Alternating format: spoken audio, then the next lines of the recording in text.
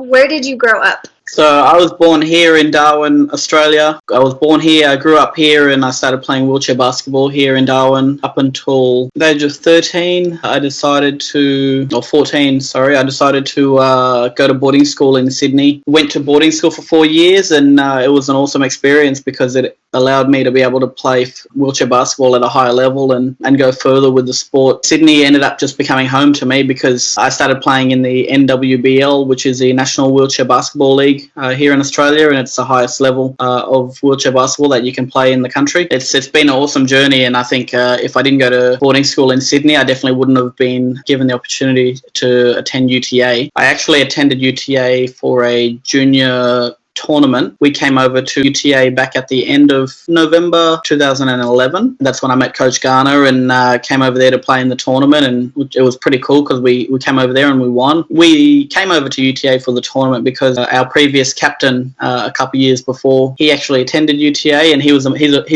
a moving Mav as well. I just wouldn't be where I am if I didn't go to boarding school and getting out of my comfort zone, and that's something that I always like to really let people know, is that you don't know what else is out there until you get out of your comfort zone. And unfortunately sometimes it is going to be tough, but it also helps you build your character. Can you talk a little bit about your disability? I was born with fibular limb deficiency. It's about 1 in 15,000, so I was a lucky one to get it. What that pretty much means is that my right leg didn't actually form properly. It's also partially in my left leg. I can't walk long distances. I only usually around home or in the apartment. I'll walk around here and there. As I got older, it's just something I've had to keep an eye on. When I was younger, I'd actually never had a day chair, walk around everywhere and run around. But once I started to get a bit older, my upper body started to develop, but my legs didn't. Because classes were a bit all over campus, that became a bit too much for me. Whereas primary school, most of the classes were in the same classroom. So what made you choose UTA? A big part of that was because of my mate John. He was a big influence on me. Plus also my coach Troy Sachs thought it would be a really good fit for me to go to UTA as well. I think just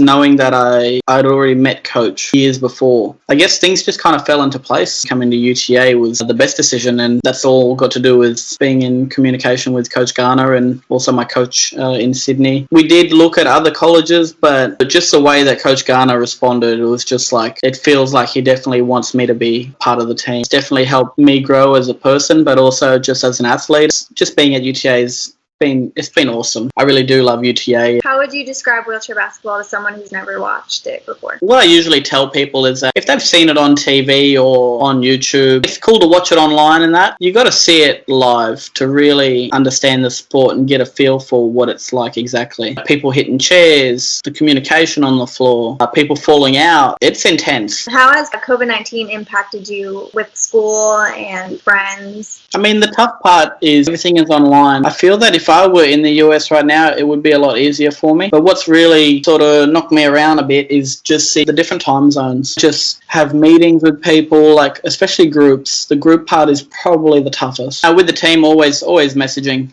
Some of the guys will give me a call or I'll give them a call, and so we're always in constant communication. Looking over your sports experience, what would you say is the biggest lesson you've learned? I guess the biggest lesson for me that I've really learned, like, you got to have the mindset of putting the team first rather than yourself. When I was younger, I sort of had the opposite. It got to a certain point in my career that I got to play team ball. If any individual accolades come along, then that's cool, but I prefer a championship over an MVP any day. Do you feel included at UTA? Yes and no, I would say. There's always room for improvement. I still feel that we don't get enough recognition as the men and women's able-bodied basketball teams. We were 14-0 last season. You don't really hear too much about that anymore around campus, or that we went through the season undefeated. Yeah, it's a bit unfortunate that we don't get kind of the same recognition, because a lot of us, we work just as hard, if not more, just to be on the same level. It would be nice. In saying that, we've had a lot of athletes go through to play national teams, play on national teams, playing in the Paralympics, playing at World Championships from both the men and women's move and mavs. So what does that tell you? We have a really good program, but unfortunately the program still doesn't get enough recognition as it should. So Has